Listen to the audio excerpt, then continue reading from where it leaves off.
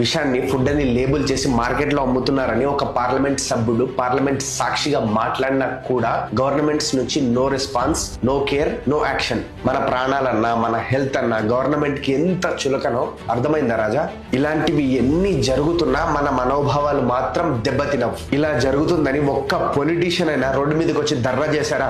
At least ఒక press meet పెట్టి నా ప్రజలకు అన్యాయం జరుగుతుందని ఒక్క పొలిటీషియన్ అన్న మాట్లాడా? వాళ్ళకి మన ప్రాణాలతో ఏమవసరం? ఎలక్షన్ టైంలో ఎలాగో మన ఓట్లని డబ్బులు ఇచ్చే కదా కొంటునేది. అరే చిన్నపిల్లలు తాగే మిల్క్ కల్తీ, edible oils, packaged foods, cool drinks లాంటి వాటిలో unsafe chemicals, additives, high saturated fats, sugars, salt కలిపి మిస్లీడింగ్ న్యూట్రిషన్ పేరు మీద హెల్తీ అని చెప్పి మార్కెట్ లో అమ్ముతున్నారు. మనం తినే ఫుడ్ కల్తీ అవుతుంది. ఈ పార్లమెంట్ మెంబర్ చెప్తారు, ఒకసారి చెప్పండి సార్. सर हालात ये हैं कि आप दूध खरीदिए तो उसमें यूरिया मिलता है, सब्जियां खरीदे उसमें ऑक्सीटोसिन है, पनीर के अंदर स्टार्च और कॉस्टिक सोडा है, आइसक्रीम में डिटर्जेंट पाउडर मिलता है, फ्रूट जूस में सिंथेटिक फ्लेवर और आर्टिफिशियल कलर, एडिबल ऑयल में मशीन ऑयल, गरम मसालों में ईंट का पाउडर और लकड़ी का चूरा, चाय में सिंथेटिक कलर, चिकन और पोल्ट्री आइटम में एनाबॉलिक स्टेरॉइड्स, शहद में शुगर सिरप और येलो डाई, यहाँ तक कि देसी घी में जो मिठाई बननी चाहिए वो भी वेजिटेबल ऑयल और वनस्पति से बनती है.